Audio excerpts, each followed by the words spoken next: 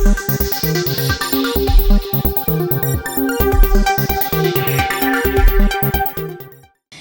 आप देख रहे हैं वॉइस ऑफ उत्तराखंड और मैं हूं आपके साथ शिखा सिंह। शुरू करते हैं आज के टॉप बुलेटिन। उससे पहले एक नजर हेडलाइंस पर।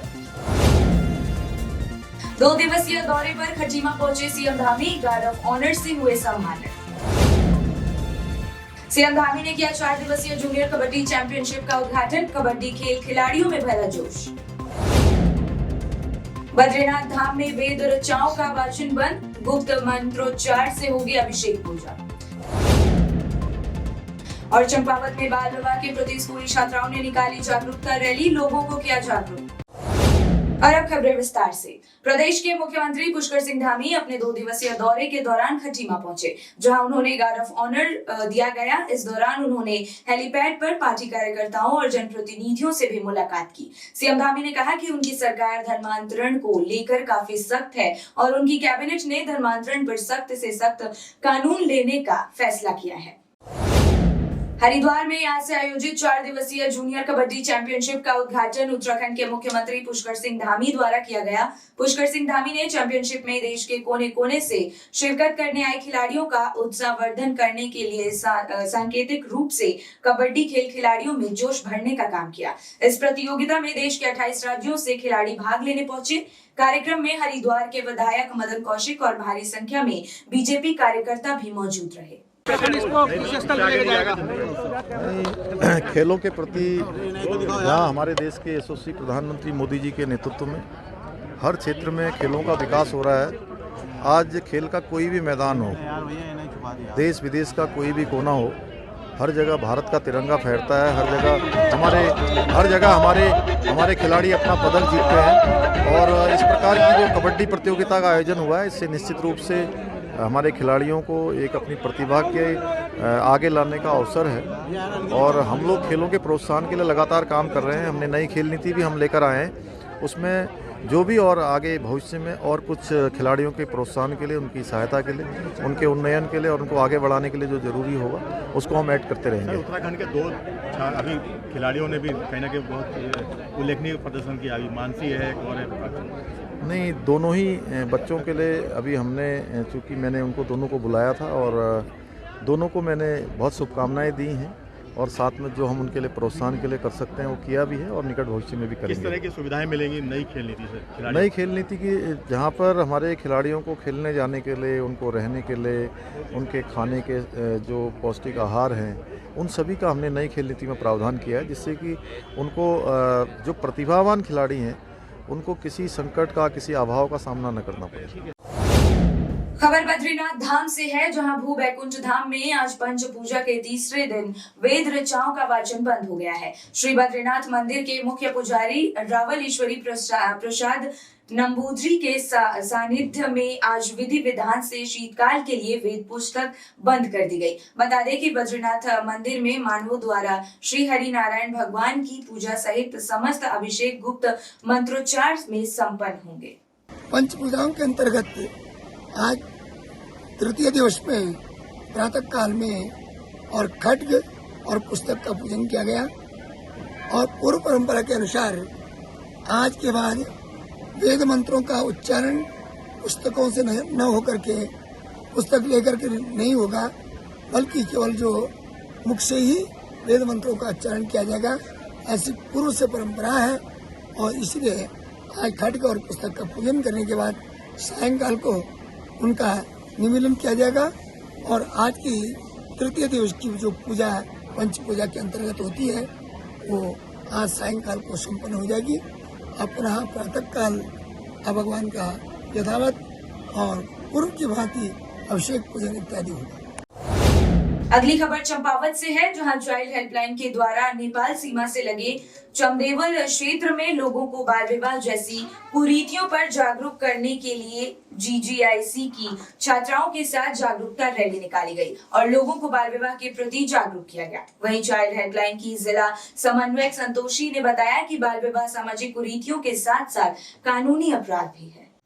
बाल विवाह जागरूकता रैली निकालने का मुख्य उद्देश्य लोगों को बाल विवाह के प्रति जागरूक करना है, ताकि लोग बाल विवाह के प्रति जागरूक हो, इसे एक सामाजिक कुरीति न समझें, इसे एक कानूनी अपराध समझें। कहीं कभी भी अगर बाल विवाह होता है तो इसके जिम्मेदार लोगों को कड़ी से कड़ी सजा मिलनी चाहिए। बाल विवाह देखने पर 1098 में कॉल करके जरूर सूचित करें, क्योंकि बाल विवाह से बच्चों का स्वास्थ्य शिक्षा दोनों प्रभावित होती हैं। एक स्वस्थ समाज में बच्चों को अच्छी शिक्षा देकर उन्हें शिक्षा के लिए प्रेरित करें, आगे बढ़ने के लिए प्रेरित करें। अगली खबर चंपावत से है, जहां डीएम नरेंद्र सिंह भंडारी ने पड़ोसी देश नेपाल में चुनाव के चलते नेपाल सीमा सील करने के आदेश जारी किए हैं। जानकारी देते हुए डीएम नरेंद्र सिंह भंडारी ने बताया कि नेपाल में होने वाले प्रतिनिधि सभा सदस्य एवं प्रदेश सभा सदस्यों के चुनाव की प्रक्रिया के चलते आज 17 नवंबर रात 12 बजे से 20 नवंबर रात 12 बजे तक चंपावत जिले से लगने वाली भारत नेपाल सीमा सील रहेगी। इस दौरान सीमा पर आवागमन भी पूरी तरह से बंद रहेगा। 20 नवंबर से जनरल इलेक्शन होने हैं, तो जो एसओपी रहता है 3 दिन तक बॉर्डर क्लोज किए जाते हैं। जब हमारा इलेक्शन हुआ था तो तब हमने रिक्वेस्ट की थी उनको, और दोनों साइड से बॉर्डर क्लोज हुए थे। अब उनका इलेक्शन है तो हमने आदेश कर दिया है कि 17 तारीख से रात्रि से 20 तारीख की रात्रि तक ये बॉर्डर्स हमारे क्लोज रहेंगे। बात हल्द्वानी की कर लेते हैं, जहां हाईकोर्ट नैनीताल से हल्द्वानी शिफ्ट होने पर अधिवक्ताओं में खुशी की लहर देखी गई। दरअसल देहरादून स्थित सचिवालय में धामी सरकार की महत्वपूर्ण कैबिनेट की बैठक आयोजित की गई। बैठक में कई महत्वपूर्ण प्रस्तावों पर धामी सरकार ने मुहर लगाई। इस दौरान सबसे महत्वपूर्ण प्रस्ताव उत्तराखंड हाईकोर्ट को नैनीताल से हल्द्वानी शिफ्ट करने के प्रस्ताव पर उत्तराखंड सरकार ने मुहर लगा दी है। नैनीताल हाईकोर्ट को शिफ्ट करने की लंबे समय से मांग चल रही थी और अब इस फैसले के बाद हल्द्वानी बार एसोसिएशन से जुड़े पदाधिकारी में खासी खुशी नजर आई। सबके बीच में हर्षोल्लास का माहौल बना हुआ है। काफ़ी संघर्ष के बाद एडवोकेट्स के अधिवक्ताओं के द्वारा काफ़ी संघर्ष के बाद ये निर्णय हुआ है और कैबिनेट का भी इसमें मोहर लगी है। तो इसके बाद सब लोग इसमें हर्ष का विषय है, क्योंकि वादकारी का हित जो है सर्वोपरि है। इस सिद्धांत को लेते हुए हमारा भी मानना यह है कि हल्द्वानी जो है सबसे सुगम है वादकारियों के लिए आना जाना, और इंफ्रास्ट्रक्चर के मामले में हल्द्वानी पहाड़ी इलाके से ज़्यादा सुगम है, जिसमें लोगों का न्याय पाने के लिए आसान रहेगा। अगली खबर लोहाघाट से है, जहां बुजुर्गों ने रोडवेज पर बुजुर्गों के लिए बसें न रोकने का गंभीर आरोप लगाया है।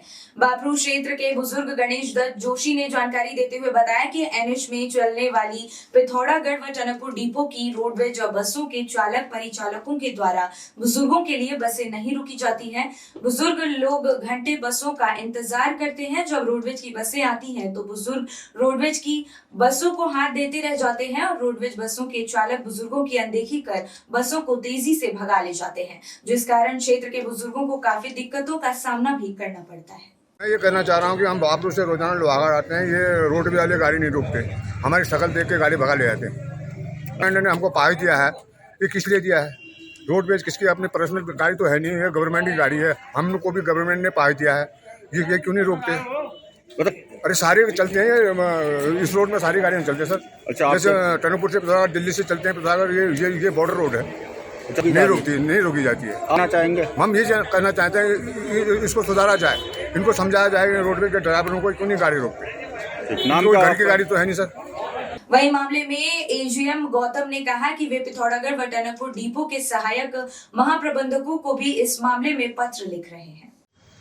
इस शिकायत पर मैं ये कहना चाहूंगा, जिस स्टॉपेज से भी उत्तराखंड के सीनियर सिटीजनों को रोडवेज बस के चालक परिचालकों द्वारा नहीं बैठाया जा रहा, उसका विवरण मुझे बताया जाए, ताकि मैं संबंधित क्षेत्र में चलने वाले चालक परिचालकों को निर्देशित कर सकूं और संबंधित डिपोज के सहायक महाप्रबंधकों को इस संबंध में अवगत करा सकूं। मेरा पूरा प्रयास रहेगा कि उत्तराखंड में किसी भी सीनियर सिटीजन को बस सेवा से वंचित न रहना पड़े, उन्हें निगम की सेवा का पूरा लाभ मिल सके।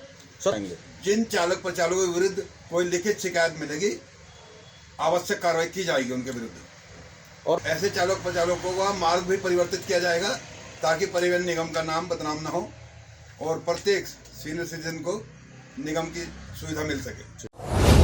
बात नरेंद्र नगर की कर लेते हैं, जहां पालिका मैदान में 3 दिवसीय जिला विज्ञान महोत्सव का आयोजन किया गया। 15 से 17 नवंबर तक चलने वाली विज्ञान विषय पर आधारित प्रतियोगिताओं का परिणाम घोषित करने के बाद विजयी प्रतिभागियों को प्रमाण पत्र व पोशाक वितरित करने के साथ ही कार्यक्रम का समापन हुआ। बच्चों का कहना था कि इस तरह के कार्यक्रम आयोजित होते रहने से उन्हें मिलजुल कर आपस में ही सीखने में मदद मिलती है। टिहरी का बहुत ही अच्छा स्थान रहा है और इसके सीधे मैं धन्यवाद देना चाहता हूँ अपने जनपद कोऑर्डिनेटर्स और अपने सारे ब्लॉक कोऑर्डिनेटर्स को, और उन्हीं के ये सार्थक प्रयासों के द्वारा हमारे 378 जो प्रतिभागी यहाँ पर प्रतिभाग किया है बच्चों ने, और उनके विज्ञान शिक्षक भी यहाँ पर थे, और हमारे 45 जो हमारे बच्चे अब 45 स्टेट एग्जीबिशन के लिए चयनित हुए हैं।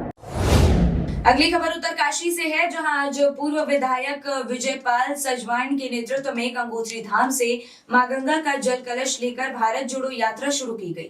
गंगोत्री धाम से मां गंगा के आशीर्वाद के साथ यात्रा की शुरुआत करने के पश्चात मार्ग पर पड़ने वाले कस्बों से होते हुए यह यात्रा उत्तरकाशी मुख्यालय पर पहुंची, जहां से मां गंगा के इस जल कलश को राहुल गांधी के नेतृत्व में जारी भारत जोड़ो यात्रियों के लिए ले जाया जाएगा। उन्होंने कहा कि डबल इंजन सरकार जनहित के मुद्दों को छोड़कर केवल बयानबाजी से देश और समाज को बांटने का काम कर रही है। कांग्रेस पार्टी के द्वारा भारत जोड़ो अभियान के तहत आज हमारे राष्ट्रीय नेता राहुल गांधी जी के भारत जोड़ो यात्रा के समर्थन में आज उत्तरकाशी जिला कांग्रेस कमेटी और गंगोत्री विधानसभा के कांग्रेस के लोगों ने आज मां गंगा के उद्गम स्थल से ये गंगा जल लेते हुए उनको अपना समर्थन देते हुए राहुल गांधी जी के स्वस्थ होने की कामना करते हुए आज यहाँ पर हम लोगों ने के देश में सब लोगों के अंदर देश प्रेम बढ़े, नफरत न बढ़े, भारत जोड़ने के लिए हम सब कांग्रेस के लोग प्रयास करें। इस यात्रा के तहत आज हम महंगाई, बेरोजगारी, भ्रष्टाचार और तमाम जो स्थानीय मुद्दे हैं हमारे, चाहे यहाँ पर उत्तराखंड सरकार में बेरोजगारी का मामला रहा हो, अंकिता भंडारी का मामला रहा हो, भर्ती घोटाले का मामला रहा हो, इन तमाम मुद्दों को हम इस भारत यात्रा जोड़ो की यात्रा के अंतर्गत कांग्रेस पार्टी उठाएगी, और निश्चित तौर पर हम जो ये जिस संदेश को लेकर राहुल गांधी जी आगे बढ़ रहे हैं, निश्चित तौर पर 2024 में इस प्रदेश देश में कांग्रेस सरकार है। इस बुलेटिन में फिलहाल इतना ही। बाकी अपडेट्स के लिए देखते रहिए वॉइस ऑफ उत्तराखंड। नमस्कार।